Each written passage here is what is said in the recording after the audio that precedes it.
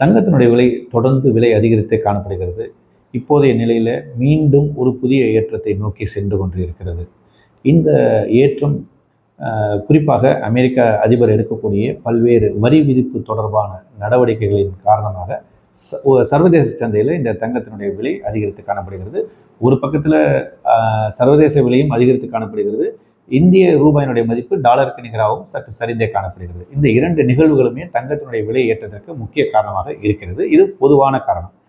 இதனுடைய உள்கட்ட செய்திகளாக நாம் என்ன பார்க்கின்றோம் என்றால், சென்ற வாரத்தில் பார்க்கும் பொழுது ஓரளவுக்கு தங்கத்தினுடைய விலை சற்று சரிந்தே காணப்பட்டது. அமெரிக்காவினுடைய டாலருடைய மதிப்பு டாலர் இண்டெக்ஸ்னு சொல்கிறோம் இல்லையா, இந்த டாலர் இண்டெக்ஸினுடைய மதிப்பு 100 என்ற இலக்கத்தை தொட்டது. அதுக்கு முன்னாடி 98, 99 இருந்தது. சற்று வலுப்பெற்று 100 காணப்பட்டது. ஆனால் இந்த வெள்ளிக்கிழமை அன்று ஜூலை மாதத்திற்கான ஜாப் ரிப்போர்ட் என்று சொல்லக்கூடிய அமெரிக்காவுடைய வேலைவாய்ப்பு பற்றிய செய்திகள் வெளியாகின.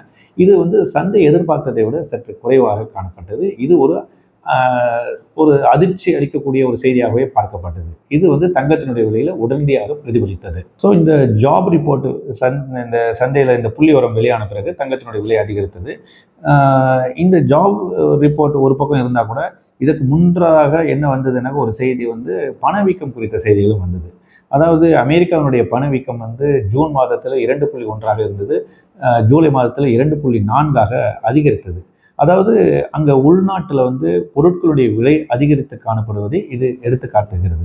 அப்படின்னாக்கா இப்போ வரக்கூடிய காலகட்டங்களில் பணவீக்கம் எவ்வாறு இருக்க போகிறது? ஏன்னா பணவீக்கமும் தங்கமும் ஓரளவுக்கு நேர் எதிர் திசையில் பயணிக்கக்கூடியது. அதாவது பணவீக்கம் அதிகரிக்கும் போதெல்லாம் ஒரு ஹெட்ஜாக நம்ம தங்கத்தை பார்க்கின்றோம். ஒரு பாதுகாப்பான முதலீடாக நாம் கவனித்து வருகிறோம்.